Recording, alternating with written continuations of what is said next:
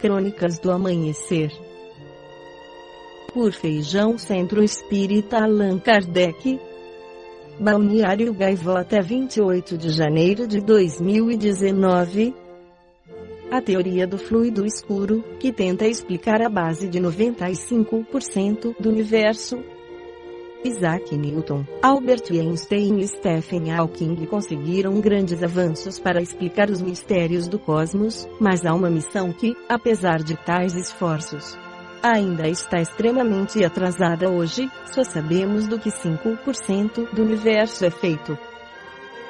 Os 95% restantes são compostos de dois materiais invisíveis e desconhecidos: energia escura e matéria escura. O pouco que sabemos sobre eles é baseado em seus efeitos na gravidade. Os cientistas não sabem exatamente o que são essas substâncias, mas seus modelos teóricos dão pistas sobre como elas funcionam. A matéria escura exerce uma gravidade que mantém as galáxias juntas.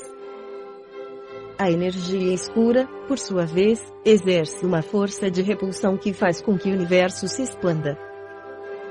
Até agora, a matéria escura e a energia escura vinham sendo observadas como fenômenos separados, mas um novo estudo da Universidade de Oxford sugere que elas, na realidade, são parte de um mesmo conceito, tão estranho quanto misterioso.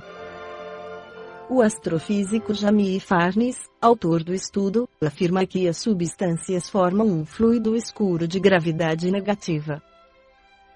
E esse fluido, de acordo com a sua teoria, seria a substância da qual 95% do universo é feito.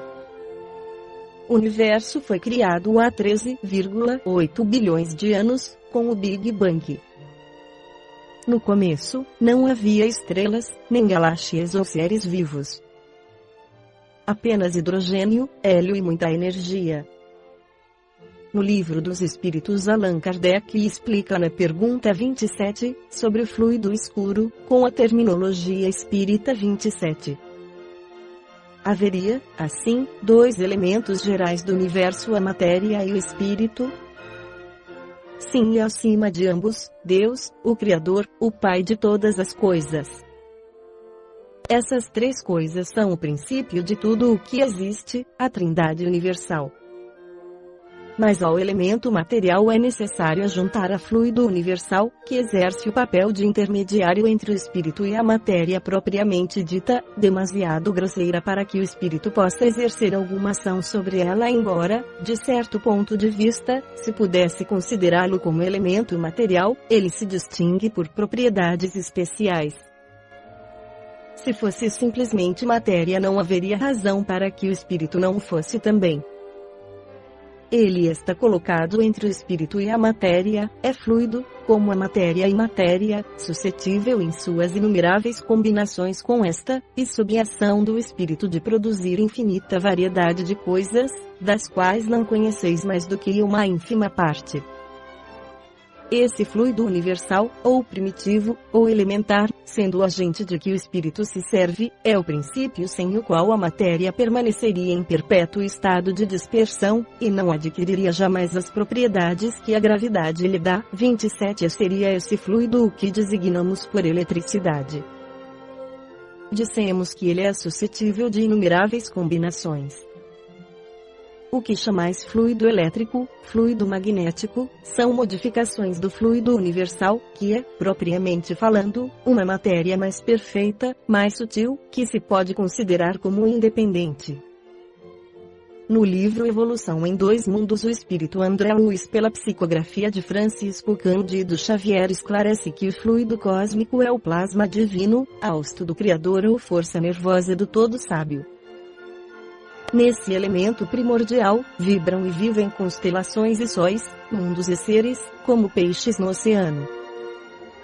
Nessa substância original, ao influxo do próprio Senhor Supremo, operam as inteligências divinas a ele agregadas, em processo de comunhão indescritível, os grandes devas da teologia hindu ou os arcanjos da interpretação de variados templos religiosos, extraindo desse hálito espiritual os celeiros da energia com que constroem os sistemas da imensidade, em serviço de cocriação em plano maior, de conformidade com os desígnios do Todo Misericordioso, que faz deles agentes orientadores da criação excelsa. Essas inteligências gloriosas tomam o plasma divino e convertem-no em habitações cósmicas, de múltiplas expressões, radiantes ou obscuras, gaseificadas ou sólidas, obedecendo a leis predeterminadas, quais moradias que perduram por milênios e milênios, mas que se desgastam e se transformam, por fim, de vez que o espírito criado pode formar ou co-criar, mas só Deus é o criador de toda a devidas à atuação desses arquitetos maiores. Surgem nas galáxias as organizações estelares como vastos continentes do universo em evolução e as nebulosas intragalácticas como imensos domínios do universo, encerrando a evolução em estado potencial, todas gravitando ao redor de pontos atrativos, com admirável uniformidade coordenadora.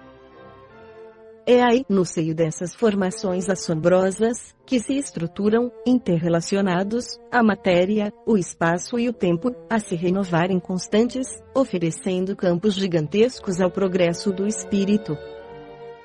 Cada galáxia quanto cada constelação guarda no cerne a força centrífuga própria, controlando a força gravítica, com determinado teor energético, apropriado a certos fins.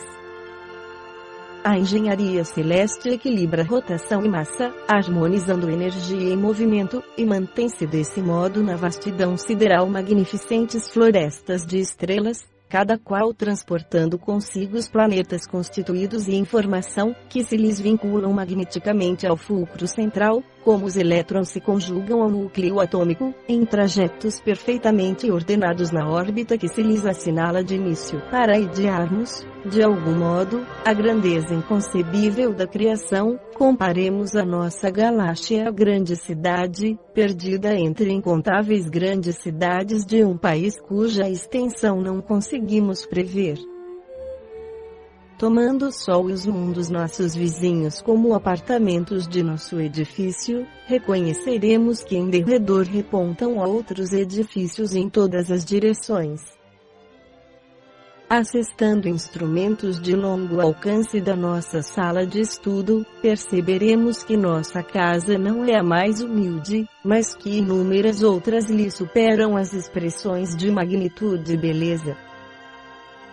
Aprendemos que, além de nossa edificação, salientam-se palácios e arranha-céus como Betelgeuse, no distrito de Orion, Canopus, na região do navio, Arcturus, no conjunto do Boieiro, Antares, no centro do Escorpião, e outras muitas residências senhoriais, imponentes e belas, exibindo uma glória perante a qual todos os nossos valores se apagariam.